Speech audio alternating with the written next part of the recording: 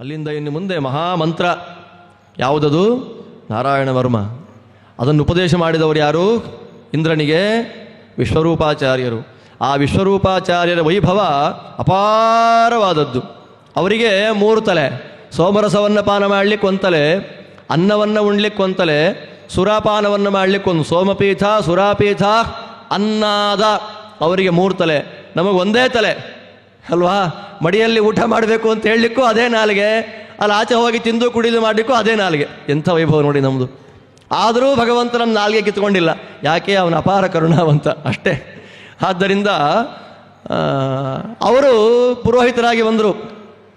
ಪುರೋಹಿತರಾಗಿ ಬಂದಾಗ ಮಂತ್ರೋಪದೇಶ ಆಗಬೇಕಲ್ಲ. ನಾರಾಯಣ ವರ್ಮದ ಉಪದೇಶ ಇಂದ್ರ ಮಾಡಿದ, ಇಂದ್ರದೇವರಿಗೆ ಮಾಡಿದರು. ಇನ್ಯಾರಿಗಾದರೂ ಉಪದೇಶ ಮಾಡಿದರೆ ತಲೆ ತೆಗಿತೀನಿ ಅಂತಂದ ಇಂದ್ರ ಅವರಿಗೆ. ಅಶ್ವಿನಿ ದೇವತೆಗಳಿಗೆ ಮಾಡಿದರು, ಕುದುರೆ ತಲೆ ಇಟ್ಟರು, ಜಾಯಿಂಟ್ ಮಾಡಿದರು, ಆ ಕಥೆ ಇದೆ. ಒಂದು ಸಲ ಆಹುತಿಯನ್ನು ಕೊಡಬೇಕಾದ್ರೆ ಸೋದರ ಮಾವಂದರ ಕಡೆಗೆ ಆಹುತಿ ಕೊಟ್ಟರು. ಅವನ ಸೋದರ ಮಾವಂದರ ಕಡೆಯವರು ರಾಕ್ಷಸರು. ದೈತ್ಯರಿಗೆ ಯಜ್ಞದಲ್ಲಿ ಹವಿರ್ಭಾಗ ಹೊಟ್ಟೋಯ್ತು. ಅದನ್ನು ನೋಡಿ ಇಂದ್ರ ಏನು ಮಾಡ್ದ? ಇವನ್ ತಲೆ ಕಡಿದು ಬಿಟ್ಟ. ಮಗ ಹೋದದ್ದು ನೋಡಿ ತ್ವಷ್ಟೃ ಪ್ರಜಾಪತಿ ದಕ್ಷಿಣಾಗ್ನಿಯಲ್ಲಿ ಆಹುತಿಯನ್ನು ಕೊಟ್ಟು ಏನಂತಾನೆ? ಇಂದ್ರನನ್ನು ಕೊಲ್ಲುವ ಮಗ ಬರಲಿ ಅನ್ನುವ ಸಂಕಲ್ಪ ಇಟ್ಟುಕೊಂಡು ಯಾಗ ಮಾಡ್ದ.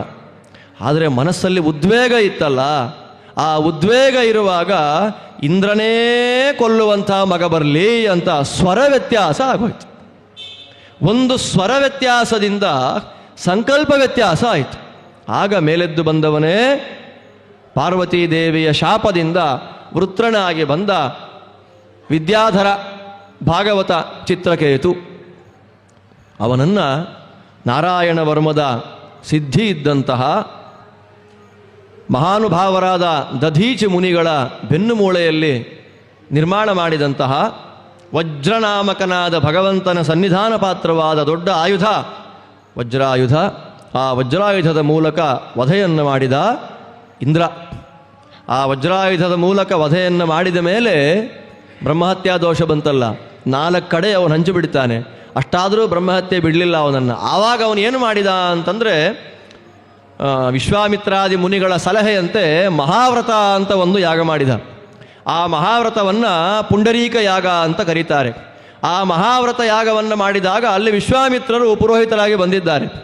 ಪುರೋಹಿತರಾಗಿ ಬಂದಾಗ ಅಲ್ಲಿ ಮಧ್ಯಾಹ್ನ ಫ್ರೀ ಲೀಜರ್ ಟೈಮಲ್ಲಿ ಇಂದ್ರ ವಿಶ್ವಾಮಿತ್ರ ಎದುರಿಗೆ ಬಂದ. ನೋಡಿದ್ರು ಇಂದ್ರದೇವರ ಮುಖದಲ್ಲಿ ಅಪಾರವಾದ ಕಾಂತಿ. ನೀನು ಯಾರು ಅಂತ ಕೇಳಿದ್ರು. ಇಂದ್ರ ಅಂದ, ಪ್ರಾಣೋವಾ ಅಹಮಸ್ಮಿ ಋಷೇ, ನಾನು ಪ್ರಾಣ ಇದ್ದೇನೆ ಅಂದುಬಿಟ್ಟ. ಗೊತ್ತಾಯಿತು, ಇದು ನಮ್ಮ ಇಂದ್ರ ಅಲ್ಲ, ಇದು ಇಂದ್ರನಲ್ಲಿ ಮುಖ್ಯ ಪ್ರಾಣದೇವರ ಅವನಂತರ್ಯಾಮಿಯಾದ ಇಂದ್ರನಾಮಕ ಭಗವಂತನ ಸನ್ನಿಧಾನ ಜೋರಾಗಿದೆ ಅಂತ ಗೊತ್ತಾಯಿತು. ನಿನಗೇನು ಬೇಕು ಅಂದಾಗ ನನಗೆ ಬೃಹತಿ ಸಹಸ್ರವನ್ನು ಹೇಳು ಅಂತಂದ. 3 ಬಾರಿ ಬೃಹತಿ ಸಹಸ್ರವನ್ನು ಹೇಳಿದ.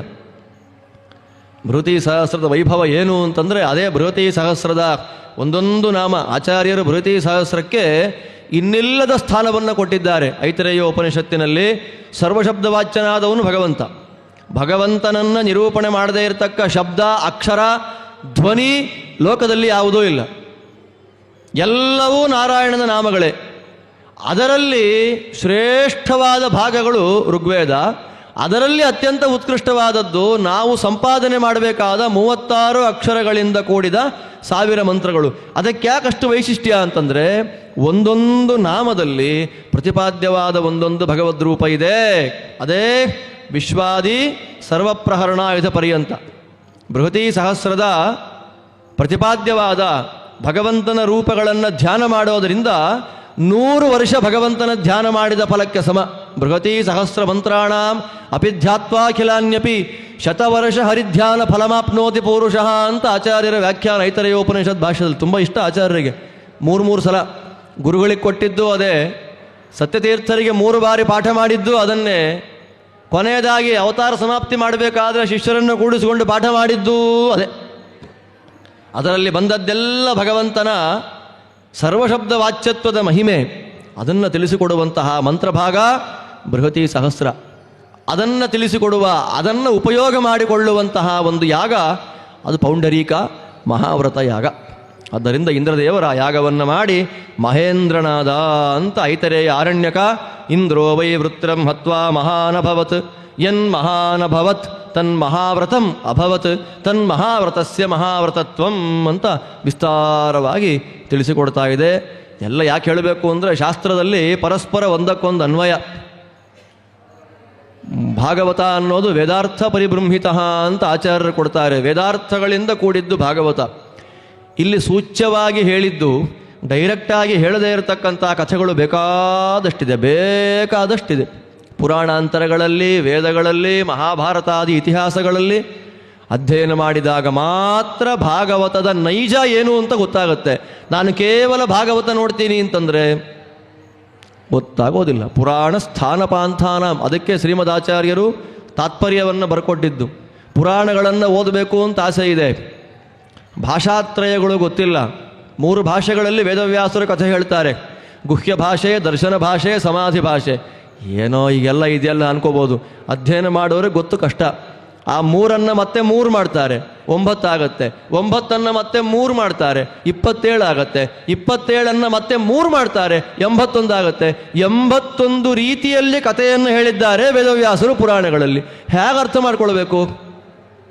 ಅದಕ್ಕಾಗಿ ಆಚಾರ್ಯರು ಮಾಡಿದ ಪರಮಾನುಗ್ರಹ ಭಾಗವತಕ್ಕೆ ತಾತ್ಪರ್ಯ ಬರೆದರು. ಈಸಿಯೆಸ್ಟ್ ಮೆಥಡ್ ಭಾಗವತ ತಾತ್ಪರ್ಯವನ್ನು ಇಟ್ಟುಕೊಂಡ್ರೆ, ಆ ಫಾರ್ಮುಲಾವನ್ನು ಯೂಸ್ ಮಾಡಿಕೊಂಡು ಪುರಾಣದ ಎಂಥದ್ದೇ ಕಥೆಗಳಿಗಾಗಲಿ ಅನ್ವಯ ಮಾಡಿ ವಿರೋಧ ಬರದೇ ಇರುವಂತೆ ಮಾಡಬಹುದು. ಪುರಾಣ ಸ್ಥಾನ ಪಾಂಥಾನಾಂ ಅಭಾಷಾತ್ರಯವೇದಿನಾಂ ಭವತಾ ಸುಸಕಾಚಕ್ರೆ ಶ್ರೀಭಾಗವತ ನಿರ್ಣಯ. ಆದ್ದರಿಂದ ವೈಷ್ಣವ ಧರ್ಮ, ಅದನ್ನು ಅನುಷ್ಠಾನ ಮಾಡತಕ್ಕ ವೈಷ್ಣವರು, ಅದರಲ್ಲಿ ವೃತ್ರಾಸುರ ಅವನನ್ನು ವಧೆ ಮಾಡಿದ್ದಕ್ಕೆ ಇಂದ್ರದೇವರಿಗೆ ಬಂದಂತಹ ಒಂದು ಮಹೇಂದ್ರತ್ವ, ಅದೆಲ್ಲ ವೇದೋಕ್ತವಾದ ಮಹಿಮೆಗಳು. ಅದನ್ನು ಭಾಗವತಾರೂಢವಾಗಿ ಚಿಂತನೆ ಮಾಡಿದಾಗ ಆಗುವ ಆನಂದವೇ ಬೇರೆ. ಅಲ್ಲಿಂದ ಕೊನೆಗೆ ಇವನು ಕೇಳತಕ್ಕಂತಹ ಪ್ರಶ್ನೆ, ದಿತಿದೇವಿಗೆ ಒಂದು ಆಸೆ. ನಮ್ಮ ಮನೆಯಲ್ಲಿ ಬಂದ ಮಕ್ಕಳನ್ನೆಲ್ಲ ದೇವತೆಗಳು ಸಾಯಿಸಿಬಿಡ್ತಾರೆ, ನನಗೊಂದು ಬೇಕು, ಒಂದು ಸಲ ಇಂದ್ರನನ್ನು ಮುಗಿಸುವಂತಹ ಮಕ್ಕಳು ಬರಬೇಕು. ಒಂದು ವ್ರತವನ್ನು ಉಪದೇಶ ಮಾಡಿದರು. ಏನು ವ್ರತ? ಪುಂಸವನ ಅಂತ ಒಂದು ವ್ರತ. ಗರ್ಭಿಣಿಯಾದಳು, ಅವಳ ಸೇವೆಯನ್ನು ಮಾಡಬೇಕು ಅಂತ ಇಂದ್ರ ಬಂದ. ಒಂದು ದಿವಸ ವ್ರತ ಮಾಡಬೇಕಾದ್ರೆ ಕಾಲು ತೊಳೆಯದೆ ರಾತ್ರಿ ಮಲ್ಕೊಂಡ್ಬಿಟ್ಟಿದ್ದಾಳೆ. ಕಾಲು ತೊಳಿಲಿಲ್ಲ, ರಾತ್ರಿ ಮಲಗಿಬಿಟ್ಲು. ಇಂದ್ರ ಒಳ್ಳೆ ಸಮಯ ಇದು ಅಂತ ಗರ್ಭದ ಒಳಗೆ ಪ್ರವೇಶ ಮಾಡಿ ವಜ್ರಾಯುಧದಿಂದ ಆ ಭ್ರೂಣವನ್ನು 7 ಭಾಗವನ್ನು ಕಟ್ ಮಾಡ್ದ. ಯಾವುದರಿಂದ? ಯಾವ ಆಯುಧ ವೃತ್ರಾಸುರನ ತಲೆಯನ್ನು ಕಡೀತೋ, ಯಾವ ಆಯುಧ ನಮುಚಿಯ ಶಿರಸ್ಸನ್ನು ಛೇದನ ಮಾಡ್ತೋ, ಯಾವ ಆಯುಧ ವಲಾಸುರ ಅವನ ತಲೆಯನ್ನು ಕಡೀತೋ, ಅಂತಹ ವಜ್ರಾಯುಧದಿಂದ ಭ್ರೂಣವನ್ನು 7 ಭಾಗ ಪೀಸ್ ಮಾಡ್ತಾನೆ, ಸಾಯಲಿಲ್ಲ. ಇನ್ನೂ 7 ಭಾಗವಾಗಿ ಕಟ್ ಮಾಡ್ದ, 49 ಆಗೋಯ್ತು, ಮರಣ ಹೊಂದಲೇ ಇಲ್ಲ. ಅಳಬೇಡಿ ಅಳಬೇಡಿ ಅಳ್ತಾ ಇದೆ ಆ 49 ಕೂಸುಗಳು. ಅಂತಾನೆ, ಅಳಬೇಡಿ ಮಾರುತ್ ಮಾರುತ್, ಅಳಬೇಡಿ ಅಳಬೇಡಿ ಅಂತಾನೆ.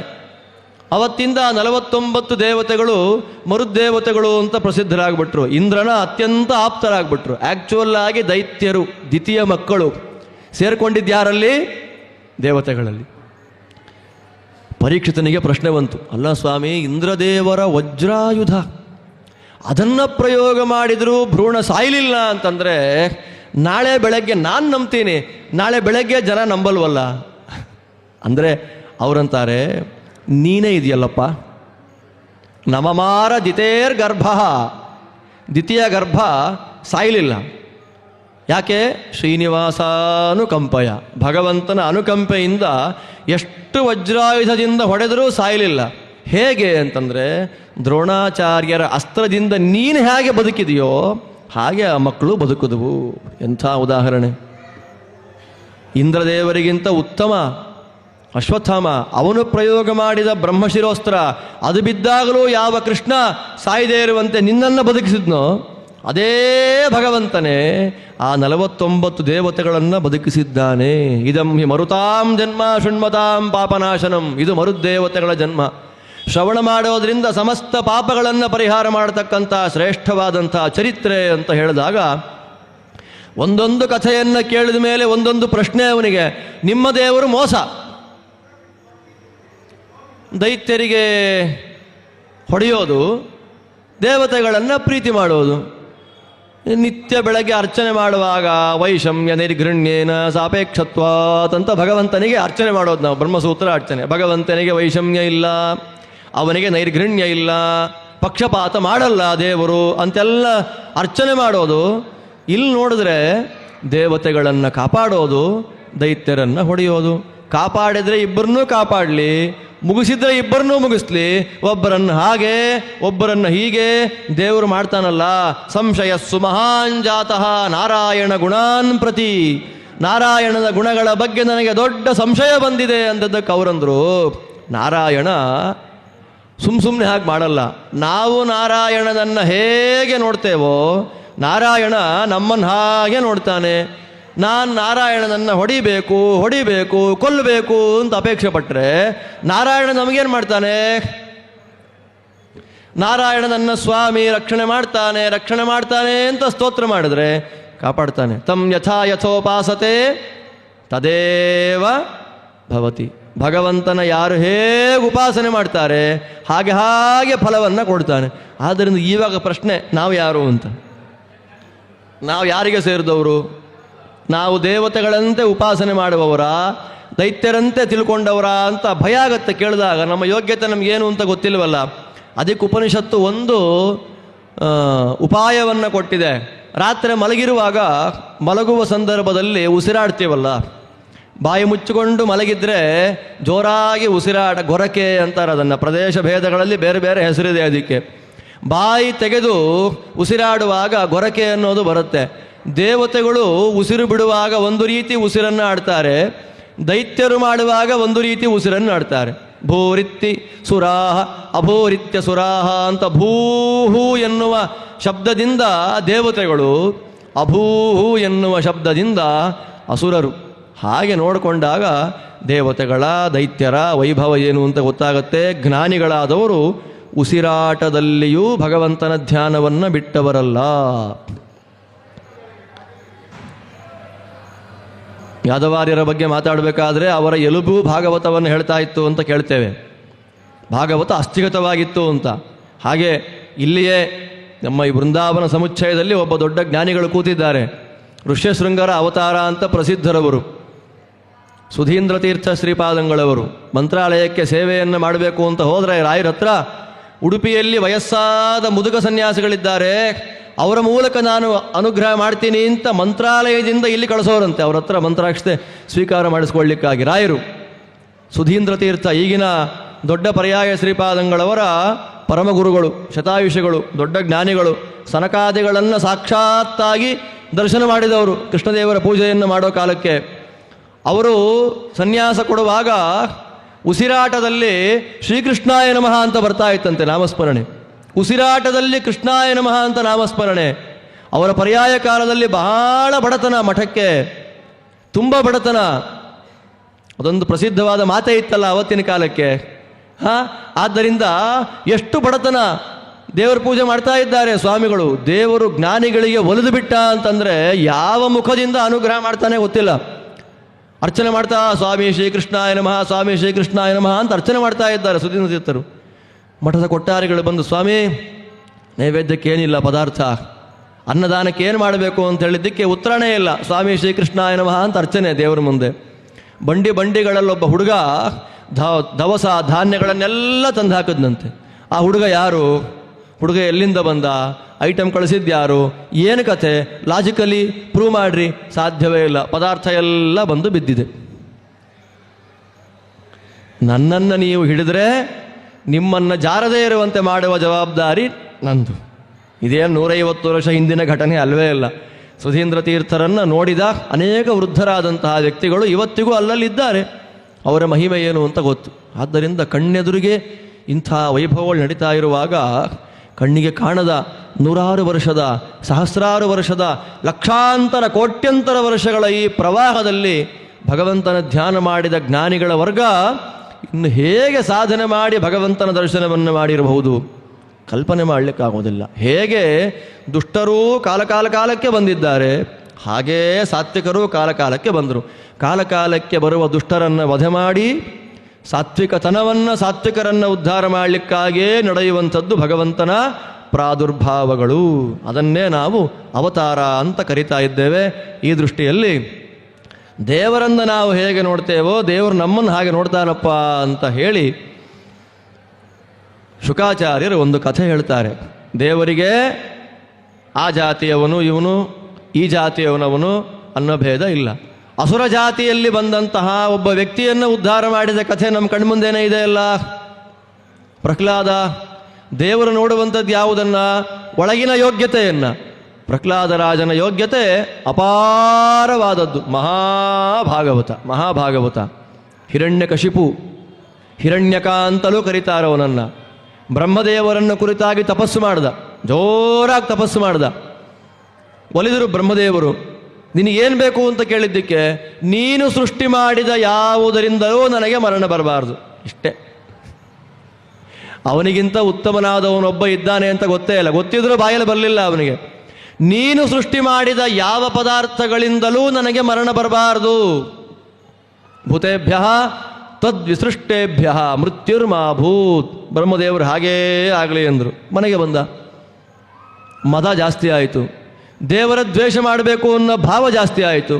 ದೇವರ ದ್ವೇಷ ಮಾಡೋದು ಹೇಗೆ? ಪುಸ್ತಕಗಳನ್ನು ಸುಡೋದರಿಂದ, ಗೋವುಗಳನ್ನು ಕೊಲ್ಲೋದರಿಂದ, ಗುರುಕುಲಗಳನ್ನು ನಾಶ ಮಾಡೋದರಿಂದ, ಯಜ್ಞಯಾಗಾದಿಗಳನ್ನು ಮುಗಿಸೋದ್ರಿಂದ ಮಾಡಲಿಕ್ಕೆ ಶುರು ಮಾಡಿದ. ದೇವತೆಗಳೆಲ್ಲ ಭಗವಂತನಲ್ಲಿ ಕೇಳಿದರು, ಸ್ವಾಮಿ ಇವನ ತೊಂದರೆ ತಡ್ಕೊಳ್ಳಿಕ್ಕಾಗ್ತಿಲ್ಲ, ಬೇಗ ವಧೆ ಮಾಡು ಅಂತ ಪ್ರಾರ್ಥನೆ ಮಾಡಿದ್ದಕ್ಕೆ ದೇವರಂದ, ಕೆಲವರು ಹೋಗಲಿಕ್ಕೆ, ಕೆಲವರು ಉದ್ಧಾರ ಆಗಲಿಕ್ಕೆ ಎಕ್ಸ್ಕ್ಲೂಸಿವ್ ಆದ ಕೆಲವು ಕಾರಣಗಳು ಅಂತ ಇರುತ್ತೆ. ಇವನಿಗಿನ್ನೂ ಎಕ್ಸ್ಕ್ಲೂಸಿವ್ನೆಸ್ ಬಂದಿಲ್ಲ ಸಾಯಲಿಕ್ಕೆ. ಏನು? ಆಯುಷ್ಯ ಕ್ಷೀಣ ಆಗೋದು ಹೇಗೆ? ದೇವರೇ ಅಂತಾನೆ, ಯದಾ ದೇವೇಶು, ದೇವತೆಗಳಿಗೆ ಯಾವಾಗ ಅಪಚಾರ ಮಾಡ್ತಾರೆ ಆಯುಷ್ಯ ಕ್ಷೀಣ ಆಗತ್ತೆ. ವೇದೇಶು, ವೇದಗಳಿಗೆ ಯಾವಾಗ ಅಪಚಾರ ಆಗತ್ತೆ ಆಯುಷ್ಯ ಕ್ಷೀಣ ಆಗತ್ತೆ. ಗೋಷು, ಗೋವುಗಳಿಗೆ ಯಾವಾಗ ಅಪಚಾರ ಆಗತ್ತೆ ಆಯುಷ್ಯ ಕ್ಷೀಣ ಆಗತ್ತೆ. ವಿಪ್ರೇಶು, ಶಾಸ್ತ್ರಾಧ್ಯಯನ ಮಾಡಿದ ಜ್ಞಾನಿಗಳಿಗೆ ಯಾವಾಗ ಅಪಚಾರ ಆಗತ್ತೆ ಆಯುಷ್ಯ ಕ್ಷೀಣ ಆಗತ್ತೆ.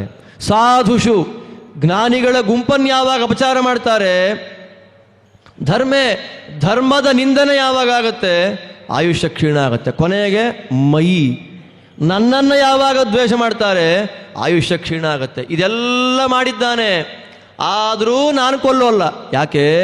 ಇವನಿಗೊಬ್ಬ ಮಗ ಹುಟ್ಟಬೇಕು, ಅವನನ್ನು ದ್ವೇಷ ಮಾಡಬೇಕು. ಆ ಮಗ ಯಾರಾಗಿರಬೇಕು? ಪ್ರಶಾಂತನಾಗಿರಬೇಕು. ನಿರ್ವೈರಾಯ ಪ್ರಶಾಂತಾಯ ಸ್ವಸುತಾಯ ಮಹಾತ್ಮನೇ ಪ್ರಹ್ಲಾದಾಯ ಯದಾ ದೃಹ್ಯೇ ಹನಿಷ್ಯೇಪಿ ವರೋರ್ಜಿತಂ. ನಿರ್ವೈರನು ಪ್ರಶಾಂತನೂ ಆದ ಅವನ ಮಗನನ್ನು ಯಾವಾಗ ದ್ವೇಷ ಮಾಡ್ತಾನೆ ಆಗ ನಾನು ಅವನನ್ನು ಮುಗಿಸ್ತೇನೆ. ಧರ್ಮರಾಜ ನಾರದರನ್ನು ಕೇಳಿದ. ರಾಜಸೂಯದಲ್ಲಿ ನಡೆದ ಘಟನೆ, ಅಲ್ಲಿ ನಾರದರು ಉಪದೇಶ ಮಾಡಿದ ಕಥೆ. ಧರ್ಮರಾಜ ಕೇಳ್ತಾನೆ, ಏನು ಸ್ವಾಮಿ, ಮಹಾಭಾಗವತ ಮಹಾತ್ಮ ಅಂತ ಪ್ರಸಿದ್ಧನಾದ ಭಾಗವತನಾದ ಪ್ರಹ್ಲಾದನನ್ನು ಯಾಕೆ ದ್ವೇಷ ಮಾಡ್ದ ಅಂತ ಕೇಳಿದ್ದಕ್ಕೆ, ದೇವ್ರ ಪೂಜೆ ಮಾಡ್ದ, ದ್ವೇಷ ಮಾಡ್ದ, ಅಷ್ಟೇ ವ್ಯತ್ಯಾಸ. ದೇವರ ಆರಾಧನೆ ಮಾಡ್ತಾನೆ, ದ್ವೇಷ ಮಾಡೋದು ಅಲ್ವಾ? ನಮಗೆ ಧರ್ಮ ದೇವರು ಅಂತ ಕಲಿಸ್ಲಿಕ್ಕೆ ಪ್ರತ್ಯೇಕವಾಗಿ ಒಂದು ಕಾರ್ಯಾಗಾರಗಳನ್ನೇ ಮಾಡಬೇಕಾದ ಸ್ಥಿತಿ ನಮ್ಮ ದೇಶದಲ್ಲಿ ಎದುರಾಗ್ಬಿಟ್ಟಿದೆ. ಸುಮ್ಮನೆ ನೀವು ಸೋಷಿಯಲ್ ಮೀಡಿಯಾಗಳಲ್ಲಿ ಯಾವ ಸ್ವಲ್ಪ ಆ್ಯಕ್ಟಿವ್ ಆಗಿದ್ದರೆ ಅಲ್ಲಲ್ಲಿ ಸನಾತನ ಧರ್ಮದ ಬಗ್ಗೆ ಕಳಕಳಿ ಇರತಕ್ಕಂಥ ವ್ಯಕ್ತಿಗಳೆಲ್ಲ ಕೆಲವು ರೀಲ್ಸ್ ಮಾಡ್ತಾ ಇರ್ತಾರೆ. ಅಲ್ಲಿ ಹೋಗ್ಬಿಟ್ಟು ಪಾಂಡವರ ಹೆಂಡತಿ ಹೆಸರೇನು ಅಂತ ಕೇಳಿದ್ರೆ ಅವ್ರು 5 ಜನನ 6 ಜನನ ಅನ್ನೋ ಸ್ಥಿತಿ ನಿರ್ಮಾಣ ಆಗಿದೆ. ಕೃಷ್ಣ ಹುಟ್ಟಿದ ಯಾವ ಊರಲ್ಲಿ ಅಂತ ಕೇಳಿದ್ರೆ ಎಲ್ಲಿ ಗೊತ್ತಿಲ್ಲ. ಕಾಶಿಲಿ ಯಾವ ದೇವರಿದ್ದಾರೆ ಅಂತ ಕೇಳಿದ್ರೆ ಗೊತ್ತಿಲ್ಲ. ರಾಮಾಯಣ ಬರೆದವ್ರು ಯಾರು ಅಂತ ಗೊತ್ತಿಲ್ಲ. ಬಾಬಾ ಬ್ಲ್ಯಾಕ್ ಶಿಪ್ ಅಂದರೆ ಅವಾಗ 25 ವರ್ಷದಿಂದ ಓದಿದ್ದು, ಈಗಲೂ ಕಂಠಪಾಠ ಇದೆ ಅವನಿಗೆ. ಹಣೆ ಬರ. ವೆಂಕಟೇಶ ಸ್ತೋತ್ರ ಹೇಳ್ತಾ ಕೂತಿರ್ತಾನೆ, ಅರ್ಧಂಬರ್ಧ ಹೊಟ್ಟೋಯ್ತು. ವಾಯುಸ್ತುತಿ ಗೊತ್ತಿಲ್ಲ, ವಿಷ್ಣು ಸಹಸ್ರನಾಮ ಗೊತ್ತಿಲ್ಲ, ದ್ವಾದಶ ಸ್ತೋತ್ರ ಗೊತ್ತಿಲ್ಲ, ಭಗವದ್ಗೀತೆ ಗೊತ್ತೇ ಇಲ್ಲ. ಪ್ರವಚನ ಕೂತ್ಕೊಂಡು ಕೇಳೋಣ, ಯಾರು ಬರ್ತಾರ್ರಿ ಅರ್ಥನೇ ಆಗಲ್ಲ. ದೇವಸ್ಥಾನಕ್ಕೆ ಯಾಕೆ ಬರಬೇಕು, ಅಂಗಿ ಬಿಚ್ಚಾಕೆ ಬರಬೇಕು, ಅದೆಲ್ಲ ಇದು ಆ ರೀತಿಯಾದ ಮಾತುಗಳೆಲ್ಲ ಆಡ್ತಾ ಧರ್ಮ ಉಳಿಸ್ಬೇಕು, ಸನಾತನ ಧರ್ಮ ಉಳಿಬೇಕು, ಶಾಸ್ತ್ರ ಉಳಿಬೇಕು. ಎಲ್ಲಿಂದ? ಶಾಸ್ತ್ರ ಉಳಿಸೋರು ಯಾರು? ನಾವೇ. ನಾವೇ ಶಾಸ್ತ್ರವನ್ನು ಉಳಿಸ್ಲಿಕ್ಕೆ ನಮ್ಮ ಶಾಸ್ತ್ರದ ಬಗ್ಗೆ, ನಮ್ಮ ಪರಂಪರೆಯ ಬಗ್ಗೆ, ನಮ್ಮ ಪ್ರಾಚೀನತೆಯ ಬಗ್ಗೆ ನಮಗೇ ಹೆಮ್ಮೆ ಇಲ್ಲ ಅಂದರೆ ಇನ್ಯಾರಿಗೆ ಬರಬೇಕು ಹೆಮ್ಮೆ?